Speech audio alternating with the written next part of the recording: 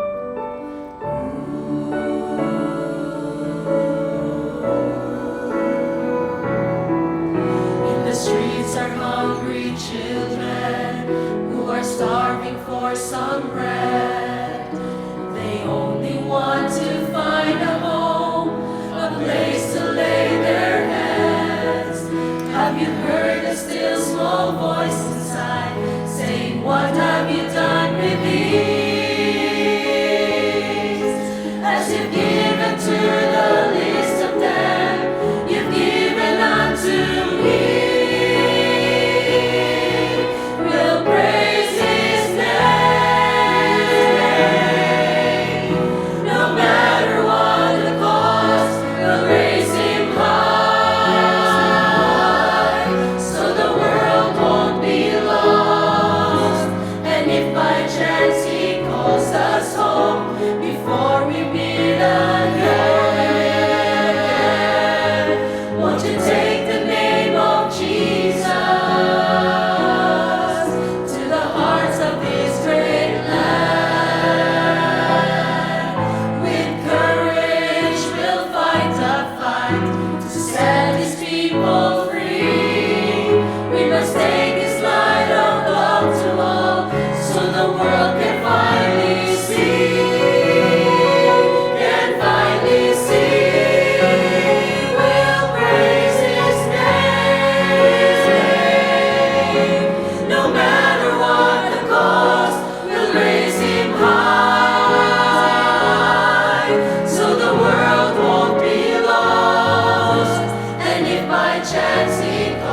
us home before we meet again. Won't you take the name of Jesus? Won't you take the name of Jesus to the hearts of this great land?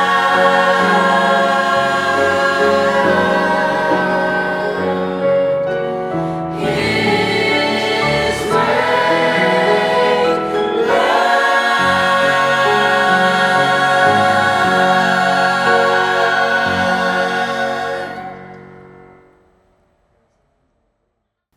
Kumusta mga kapaglaom?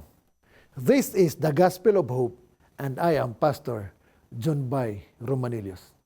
Kung diin ka man karon sa kalibutan, kung hain ka man nga nasod, kung hain ka man nga lugar, nga nagtanaw nining ato ang Sibya, kumusta? Ang ato ang Dios hinaot mong ta magkauban kanimo sa kanunay, samtang ikaw nagapadayon sa imuhang pagkigbisog sa kinabuhi. Ang atong series karon nga semana may uluhan, it's time to renew. Nganong kinahanglan ang renewal o reconnection tungod kay kita nahibulag sa atong Dios. Ang atong dati nga pagkabuutan usay mawala na. Ang atong pagkakristyano mahanap na. That's why karon na ang panahon, it's time for us to renew. Ni atong unang adlaw, atong gihisgutan ang pinakaunang lakang unsaon nga kita makabaton og renewal, spiritual reconnection to our Lord Jesus. Unang-una gyud is to break free from limitations.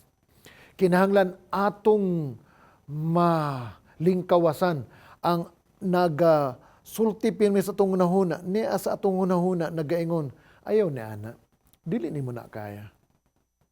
Gamay ra kay ka kontra sa buluhaton. This is breaking free. Ang pinakauna higala, ang pinakauna nimong himuon kapag lam is to break free from your limitation. Pareho sa giingon o pareho sa eksperyensya ni King David.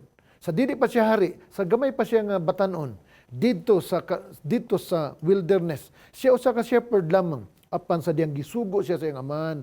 Panginanua dito ang imong mga igsoon, dito sa kamingawan, dito sa lugar nga nagatubang ang mga kasudalon sa Israelita o mga Pilistihanon, tanawa ang imong mga magwang, hatdi o pagkaon, lakip na usab ang hari nga si Saul. Pero pag abot niya, nakita niya pila na kaadlaw nga gibiay-biay ni Goliath ang Israelita. Walay lain nga ning sukol, ningon siya ako ang musukol. He was able to break free from his limitations because he said, siya nakaamgo og siya nag-ingon, after all, this is not my battle. This is the Lord's battle. Ikaduha na ito mga kaigsunan nga adlaw is refocusing, aligning with God's purpose. Kung gusto kita nga ma-reconnect, ma-renew ang atong relationship ngadto sa atong Dios, kinahanglan mag-refocus ta. Pareho sa usa ka telescope, kinahanglan natong lisuon ang mga lente aron mas ma-focus nato ang atong trabaho ngadto sa atong Dios. Murag si Moses nga sadyang prinsipe siya sa Egypt, ning kalagyo siya ngadto sa wilderness, dito siya sa tiilan sa bukid sa Sinai. 40 years siya nga prinsipe, pero 40 years old siya nga shepherd.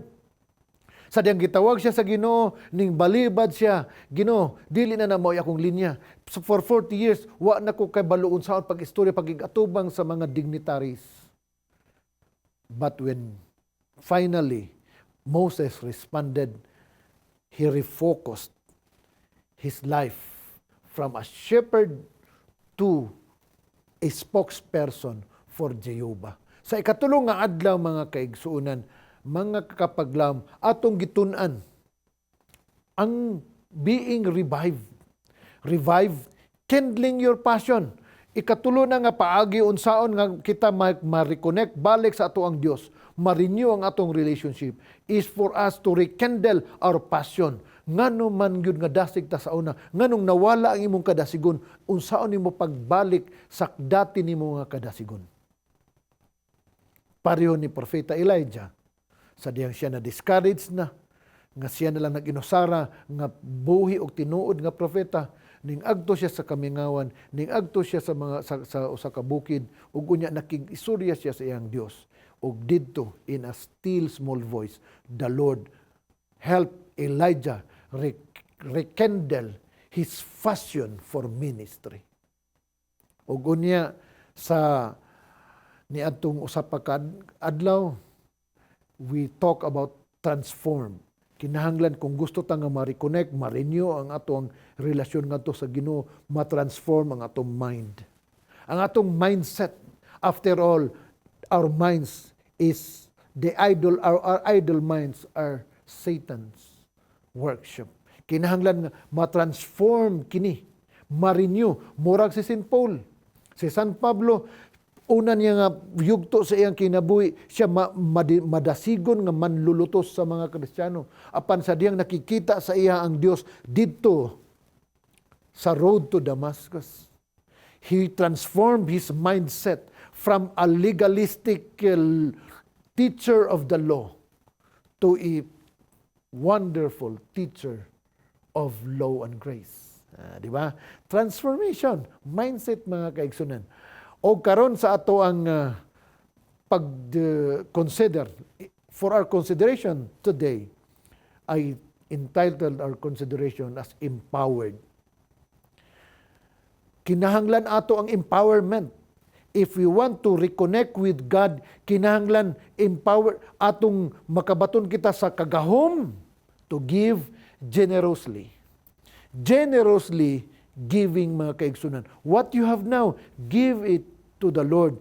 Give it to your fellow. Mangutana ta mga kapaglaw, what does the Bible say about generosity? Ug unsay connection ini sa ato ang spiritual renewal, spiritual reconnection to our God. What does, utrohon ako, usa ka pangutana, what does the Bible say about generosity? Kita nga mga Kristiyano mga kaigsunan, para nato the Bible is clear throughout its pages that we are called to give generously.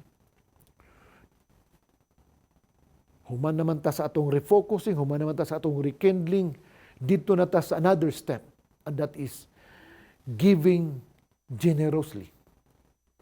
Sa Exodus 35, nindot kayo na ang Bible story. Ang mga Israelites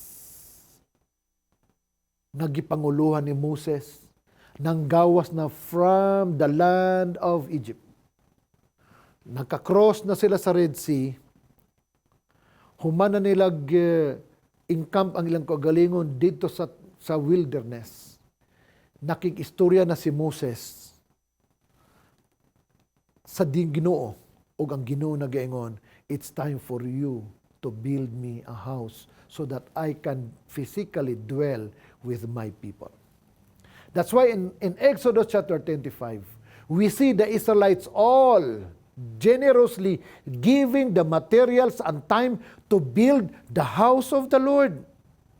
Diin man inilagikan kung makahinumdum magkaigsunan the final night before their departure, gisugo sila sa Ginoo, pangayo kamo sa mga silingan ninyo og tanan nga mga mamahalong butang, dad-an ninyo ang ilang ipanghatag, dad-an ninyo sa wilderness. Mao tong naa sila'y mga napanghatag nga mga alahas, mao kini ang mga materials for them to build the tabernacle of God. Huna-hunaon daw nato. Let us imagine, if any of those people decided to withhold the materials they owned and the skills they had, the tabernacle would not have come together. Dili gito mapanday mga kaigsunan. Kung naalay pipila, kung dili tanan sa panon sa Israelites, ang generously naghatag og mga materials, ilahagod to nga mga precious metals, ilang gihatag na ay mga skilled workers gikan sa mga pagpandindag, mga templog, mga palasyo dito sa Egypt. Gamiton sila sa Ginoo para sa pagpanday sa iyang tabernacle. Pero kung nagdumili sila, dili sila pugson sa Ginoo, apan the Israelites knew this is for our own good because God after building him a tabernacle, he will physically dwell within us. Ato ning himon. That is basic, mga kaigsunan. Understanding true generosity. Atong tan-awon, mga kaigsunan, nganong in our striving for reconnection, in our striving for renewal sa atong spiritual life, reconnection with God, kinahanglan natong maintindihan ang tinuod nga pagkamanggihatagon. Let us understand true generosity. Generosity is not about money, but it is about our time, our talent, and our resources. Giving from the heart, not out of obligation. Kinahanglan ang paghatag nato sa ato ang time, sa ato ang talents, sa ato ang resources. Dili kay naobliga lang ta, dili kay napugos lang ta, o dili kay ginahanglanon, kundili kita adunay paghigugma. It is giving from the heart. Now, for a few seconds or minutes, let us study some biblical foundations of generosity. First, I have here, can be read in Proverbs chapter 11, verses 24 and 25. Nagaingon ako akong basahon. One person gives freely, yet gains even more. Another withholds unduly, but comes to poverty. A generous person will prosper. Whoever refreshes others will be refreshed. Pagkanindot sa saad, sa atoang Diyos, pinaagi sa Proverbio 11, mga kapaglaom. Kung kita kuno manghatag, we gain ever more. Kung kita kuno nag-withhold, mapurdoy raman gihapon ta. A generous person will prosper. Ang manggihitagon ko nga tawo, muuswag. Whoever refreshes others will be refreshed. Kinsa kato naghatag og kaginhawaan sa uban, makabaton usab siya og kaginhawaan. Second, Luke chapter 6 verse 38. Give, and it shall be given unto you. Good measure, pressed down, and shaken together, and running over. Ang saad din sa Ginoo, words of Jesus Christ man ni, give, panghatag, o ikaw hatagan usab. Kinahanglan, mga kaigsunan, sa atong striving to reconnect, to renew our spiritual relationship with our God. Kinahanglan makaintindi ta nga dunay kalipay sa paghatag. Experience the profound joy and satisfaction that comes from contributing to something larger than yourself and making a possible impact on others' lives. Mauna ang pinakatinuod, mga kaigsunan, nga kalipay. Ang generosity, mga kaigsunan, is an act of faith. Kay giingnan ka sa Ginoo, give and you will be given. Wala pa kahatagi, pero hatag usa, aron ikaw usab makadawat. Trusting that God will provide for our needs as we open our hands, as we open our hearts to others, it is a demonstration of our belief in God's abundance. Usa ka na ka-demonstrasyon, mga igsunan, nga ikaw nagatuo nga ang Dios abundansya. Siya ang tag-iya sa tanan. Now, to continue, I would like to give you some practical steps to generosity. Step number 1. Isulat ninyo, mga kaigsunan, mga kapaglaom. Start small.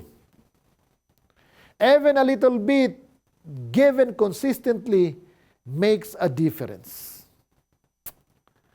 Samtang ko nagahimos ako ang early morning walk and jog diha sa Ayala Center, doon lang din sa amo ang studio. Naagi ko'y napansin dayon nga usa ka lady, young adult, pirmi siyang may dalang pouch, cat food. Now, may mga acacia trees diha sa maong lugar, ug unya naay mga stray cats. Ang iyang himuon, pag Mukalit lang na siya kuno makakita siya og stray cat, iyang tawagon, wala siya cat whisperer. Mudul sa iyang mga cats ug iyang hatagan og ginagmay nga mga treats.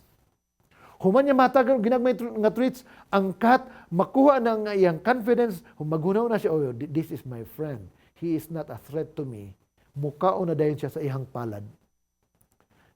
I said, this woman has really a good heart. Pero nakita na ko ang iyang pamaagi sa paghatag o pagkaon. She starts small. Consistent ang iyang ginahimo. Nailhan siya sa mga cats. Dili na mahadlok sa iyang mga cats. She started small. And I know, pwede nga inig mo dato mo at mo asenso ka na nga babay. Pwede siyang madaghan pa siyang mga stray cats din sa Cebu City ang iyang mga tabangan. That's one way of starting small. Do not think of bigger things at once. You start small, mga kaigsunan. Kasi tanan nga mga dagko nagsugod gina sa gamay ra. Ang tanan nga rivers, mga kaigsunan, nag-start gina siya sa trickle of streams up in the mountains. Start small and later on, bisa pag usala kalang kagamay nga stream karon, it is very possible through the help of God, because you have understood already the joy of giving, you will become a big river of generosity. Second, mga kaigsunan, is to be intentional. Kung ikaw manghatag, mga kaigsunan, dapat intentional. Imo gina nga gipurpose sa imong kaugalingon nga a portion of your income imong itabang sa uban. Gusto man tang ma-reconnected, mga kaigsunan. Wala ka pugsa sa Ginoo. Pero naintindihan mo na karon, ang nasabtan mo na nimo karon ang joy of giving. Ang meaning sa tinuod nga generosity. Karon dili na ka mag-alangan. Be intentional in your giving. Plan your giving. Don't just wait for an appeal. Planuha ang imo pagpanghatag. Ayaw paghulat nga naay mangayo og tabang gikan nimo. You can start small man kasi, then be intentional, bisang lang diha sa imong local community. Dagang mga street children. Ang Philippine law nagbawal og hatag og limos sa mga bata. So, for intentionality, dili ta mo hatag og coins or kwarta sa mga batang nagmalimos kay gibawal na sa gobyerno, but we can give them some food already, ready food to eat, or some clothing. Plan your giving. Do not just wait for an appeal. Ikatulo, give your best. Offer what you can with excellence and love. Usahay, mga kaigsunan, Bagyo, relief operator man ko sa una. Sa diag dito pa ko sa Isla Salete nagtrabaho. Relief operator, mahilig ko mag-operate right after the storm. Before gani, pag may coming na gani nga bago nga storm, ang akong mga network, ako nang gipang-textan, ako nang gipang-tawagan na sigurado gid ko ani nagitay manabang na sadta. Iandam na ninyo ang tanan ninyo mga resources. Pero sa diyang mag-appeal ko sa internet, mag-appeal ko sa broadcast, mag-appeal ko sa through personal or direct messaging, malingaw lang ko si panghatag eh. Ang ipanghatag ng mga damit, katong dili na magamit. Now, ibalik taro na to ang panahon. Ikaw ang nanginahanglan og tabang, nawas out sa tanan sa kusog nga bagyo ang imong mga damit. Dili na grabe nahulom gyud sa kalapukan nga dili na pwedeng labhan pa. Nya kung hatagan po kag mga gisi, hatagan po kag mga daan, hatagan po kag dili masuot o wala na sa uso karon. That is not giving your best. You are just emptying your closet of unwanted wardrobes, of unwanted clothes. Mo lang imo panghatag. Mas maayo gyud nga ang imong ipanghatag kanang best, kanang ginagamit nimo, pero daghan man, sobra man, imong ihatag ang uban. Dili kay katong gahunahon na panggamit na nako tong gikaon na sa ok-ok, katong naanay mga buslot, katong makalingaw tanong. Di na nako ihatag. Di na ako ni-appeal din Ako ni itago para dili ma-offend ang naghatag nga akong himuon lang mga trapo. Kit pang trapo gud siya. That is not best. In giving mga kapaglawom, utruhon gyud ako gani-stress nga point, give your best. Manghatag ka pagkaon kato ng pangos. Katong spoiled food na. Manghatag kag milk past its expiry date. That is not your best.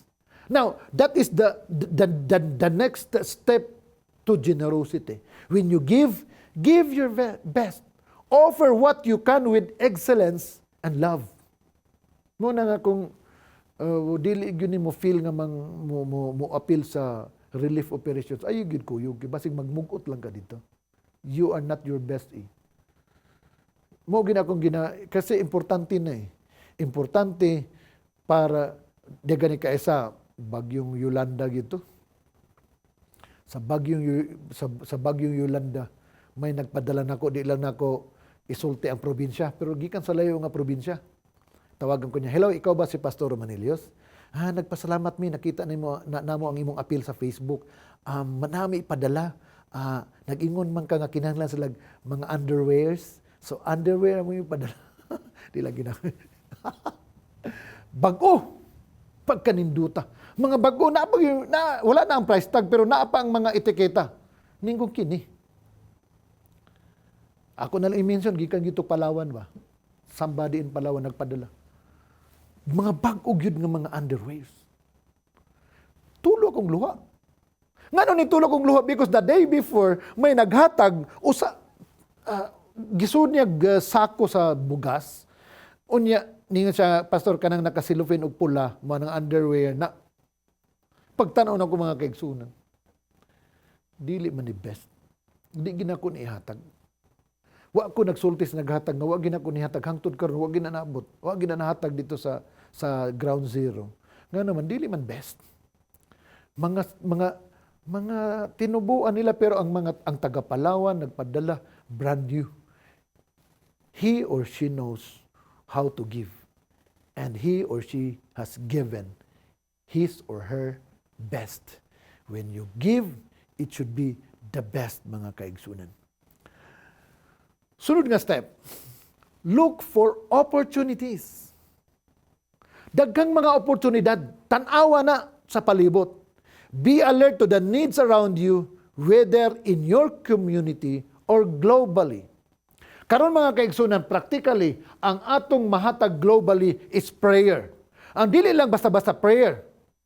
Gamita ang imong Facebook account, gamita ang imong TikTok account, ang imong YouTube account, gamita to encourage others to pray for the Middle East. Wala tay gidapigan permi, wala tay gidapigan gani ata diri nga side. We are kampi tayo sa kapayapaan. We are for peace. That's why our prayers are encouraging our giving of prayers is for peace. For lasting peace, genuine peace. Nina na ba? That is an opportunity now. If you are a social media personality viewing this broadcast, I am encouraging you, my brother and my sister, kapag laom, use your following, use your influence for a change lang. This is now your opportunity to encourage your followers to pray for the Middle East. To pray for safety for our OFWs. May namatay na ganing OFW nga naigo sa shrapnel.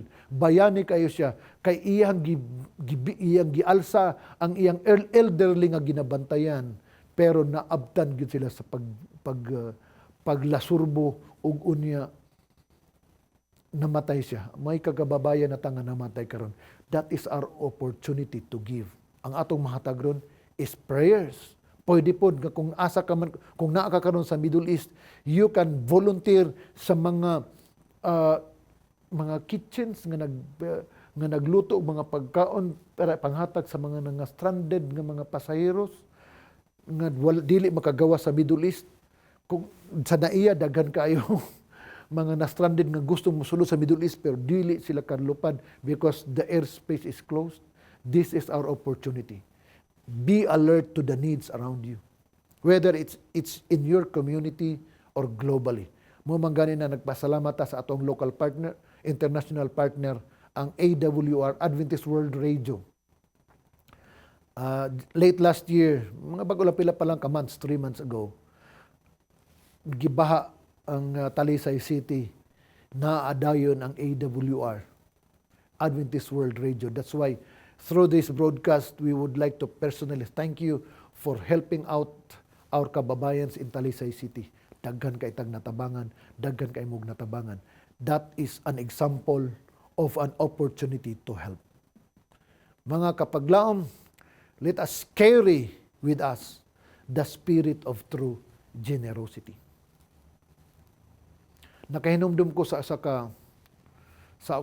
ka istorya sa usa ka batang lalaki. Ingon siya, mama, usa ka gabi niya na mama, wa man may klase og tuguti ko, muagto ko sa pikas tampi sa buntod dito sa duol na sa lake. Kay tuwa daw dito ang famous kayo nga teacher. Nag-ingon ang ako mga amigo sa school. Nindot daw kayo siya pamatiyon. Bisag bata, makasabot niya. Gusto sad kong matanaw niya o mamati niya, mama. Abi mo ni Monak, nalipay ko nga inguna na imong gusto. Kay ako, gusto sad ko unta nga mo agto dito pero tabang man ko sa panginabuhi sa imong papa nga mangingisda diha sa lake. Dili may makakuyog karon, ikaw lang usa. Ayaw ka bala ka tulog lang og sayo. Andaman ko ikaw og balon. Giandam ang balon sa bata, mga isda og mga tinapay. Gisulod sa basket. Of course, wa may Tupperware sa una. Gipukaw da niya sayo sa buntag. Dong mata na. Panahon na para moagto ka dito sa pikas tampi sa bungtod, sa daplin sa lake, para maminaw ka kay Jesus. Dong, paminaw mayo ha? Unyang gabi iniguli nimo. Istoryahi ko. Suginli ko sa iyang mga gisulti kay para pud murag ako nakapamina po niya personally. Oh ma, opo ma, wala problema ma. Lipay kayo ang bata, dala niya ang basket. Ugo niya, nag-ingon pa rin mama, bye-bye dong. I love you ma, salamat imo kong gitugutan. Moagto na ko, naghulat na akong mga amigo o amiga. Mangagto na mi, bye-bye. Agto sila. Pag agto nila sa pikas tampi sa buntod, udto na. Lingkod dayon ang bata, duol lingkod siya sa usa ka bato, duol gyud kay Jesus na mati dayon siya. Mamati gyud ko tanan kay nag-ingon ra ba si mama nga suginlan ako siya sa mga gipangwali o sa mga story dinhi ni Jesus. So ako gining paminawan tanan para kumpleto sad ang akong masulti sa akong inahan. Udto na, wa siya kabantay nga gigutom na siya. Baliwala ka gutom. Di saan ko magkaon una din kay wapampo sila nangaon. Lapas na sa kaudohon. Naglibog na ang mga tao. Uy, urang magutom naman. Tubig naman ni ato ginainom din wa man tay pagkaon. Nadunggan sa mga disipulo. Ginoo. Undang sa ta. Kay gutom naman eh. Tanawa ang mga tao, sige nagpaminaw nimo pero kay balumian na gutom na ba? O sige. Ingon ang Ginoo.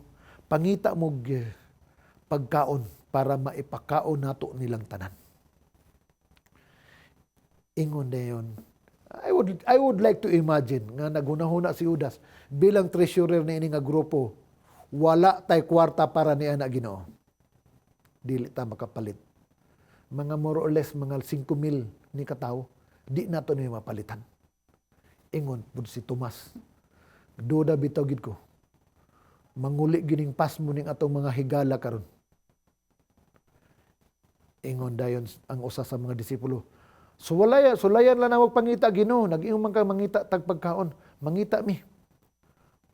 Sulayan lang ko nato nag-ingon man Ginoo nga sulayan nato pangita pagkaon, mangita sila. Kinsay may dala ninyo pagkaon diha? Nakadungo man ang bata. Wa ba hinganlis Bible? Tan dili niya yang balon. 5 naman ni katinapay usa ka isda. Ako ni hata sa Ginoo. 5 man katinapay, tulo iya, bata pa man ko duha ako. Yatag sa mikisda. Di ni problema. Ingon din siya, Mr. Disciple, na ako'y balon din ako ning ihatag kay Jesus. Para makakaon po siya. Magtunga lang mi, magbahin lang mi. Kanindot sa iyang batasan, no? Ingon dayon ang disciple, salamat kayo dong. Pero ang Ginoo dili na mo kaon ba? Basta dili makakaon pud ang tanan. Kay mao gini iyang batasan, di gina si mo kaon kung di pud makakaon ang tanan. Pero imo man ning giboluntaryo paghatag, ako ning dadon sa iya. Kalot-kalot na ang disipulo. Ginoo, maora gini ako nakitaan. Balon sa usa ka gamayng bata. Niya ang bit-bit na gani bata o gasunod. Mao ni siya ang bata. Ngisi-ngisi ang bata. Paling-lipaya niya. Mura bag ka ng, warag bata ba nga fans ni John Mar Pajardo nga ning-agi sa iyang tugkaran niya, naagid sa iyang tungod na hangad-hangad siya ang Ginoo. Sa hangad-hangad siya sa Ginoo. Paling-lipaya sa bata. Ginoo, bisag di kumukaon, naarabay among balay luyo sa buntod. Imo na natanan. Basta makakaon lang ka Ginoo. Ning pahiyom lang Ginoo sa iya. Gipik-pik ang iyang ulo, nag-ingon, dagang salamat sa iyong pagkamanggihatagon, bata. Dili na ako kalimtan.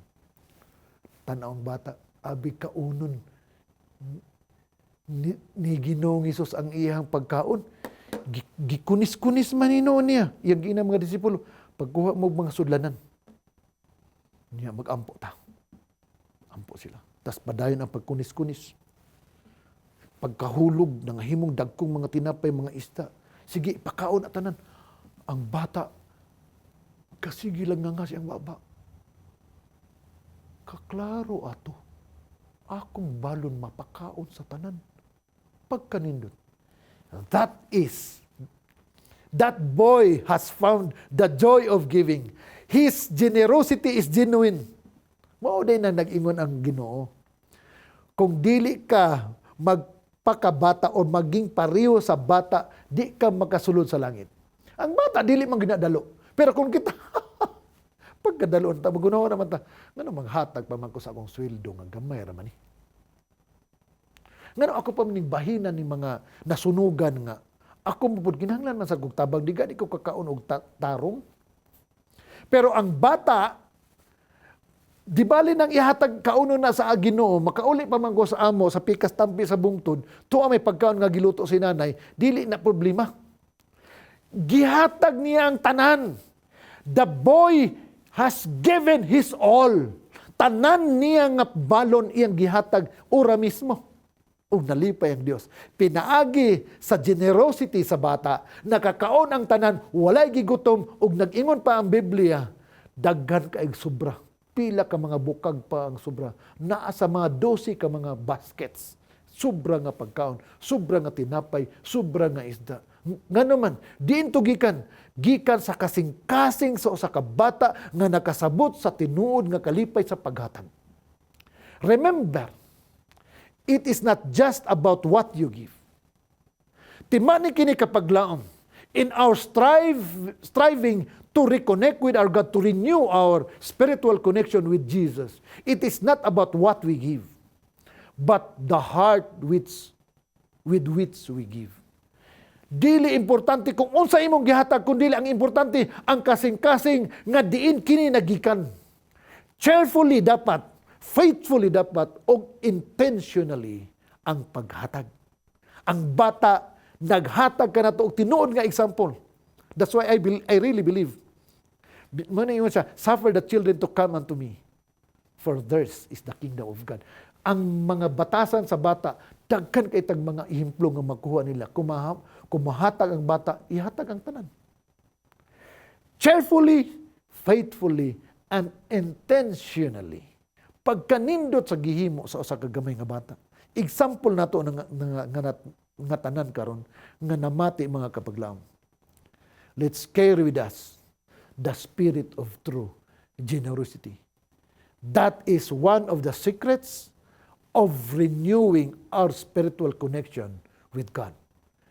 Giving generously. We can be empowered through giving, mga kaigsunan. Let's go forth and be generous.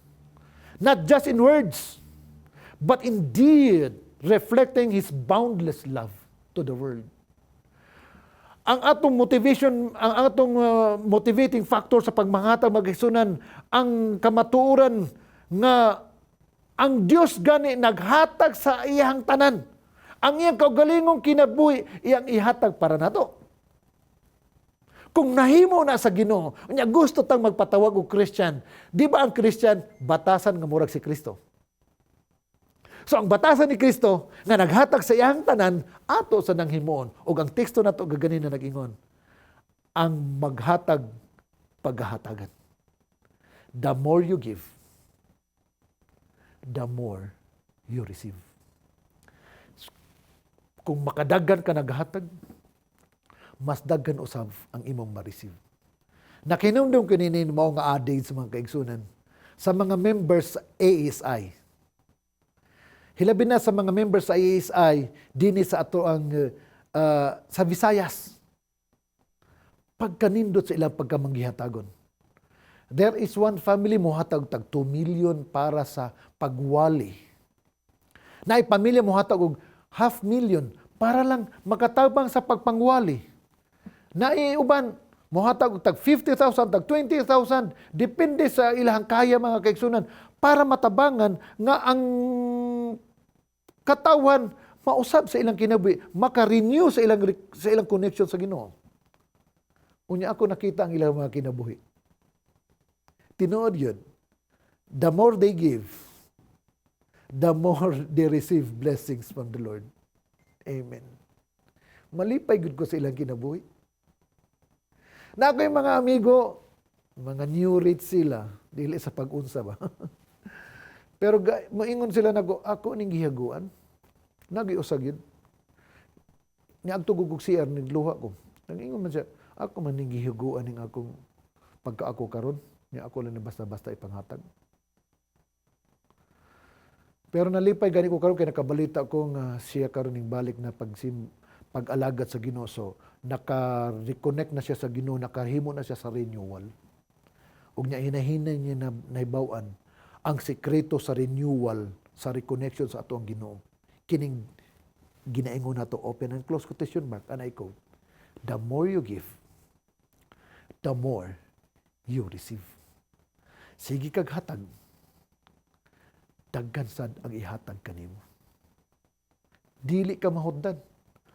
Kaning akong ginaingon ninyo mga pamilya nga gasig panghatag mag-igsoon, wa gid sila nahuddi.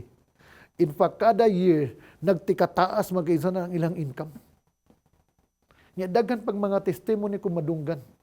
Sukan nga nahimo silang nanghatag sila, mas malipayo na ilang kasing-kasing. You know what?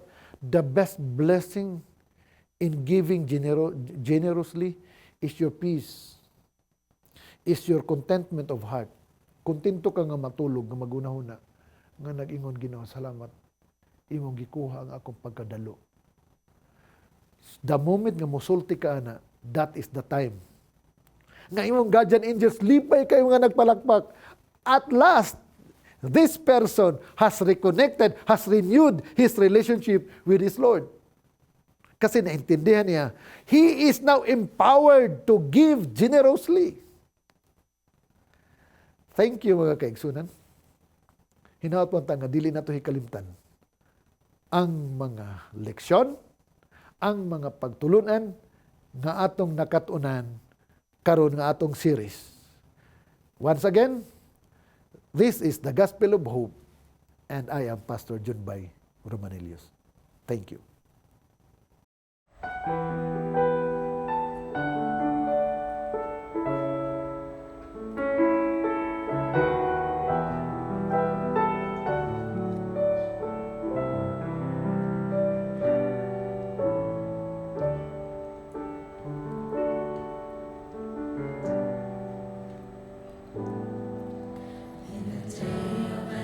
Struggle as we pray for strength to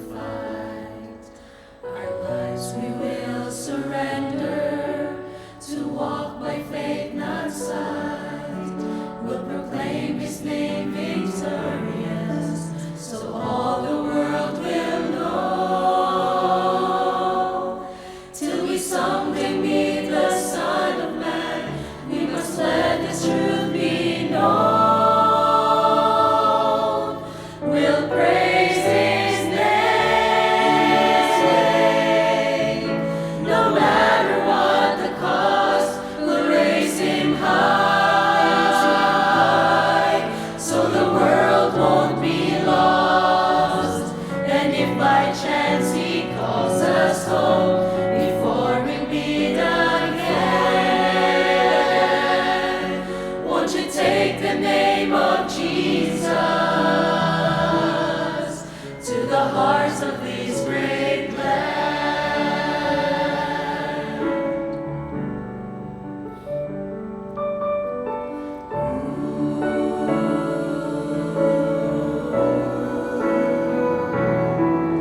In the streets are hungry children who are starving for some bread. They only want to find a home, a place to lay their heads. Have you heard the still small voice inside saying, what have you done with these? As you've given to the least of them, you've given unto me. We'll praise His name. No matter what the cost, we'll raise Him high, so the world won't be lost. And if by chance He calls us home before we meet again, won't you take the name of Jesus to the hearts of this great land? With courage we'll fight the fight to set His people free. We must take His light of love to all, so the world can finally see. Can finally see. We'll praise His name. No matter what the cost, we'll raise Him high, so the world won't be lost. And if by chance He calls us home before we meet again, won't you take the name of Jesus? Won't you take the name of Jesus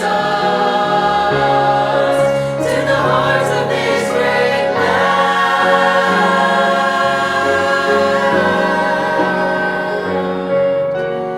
His great land.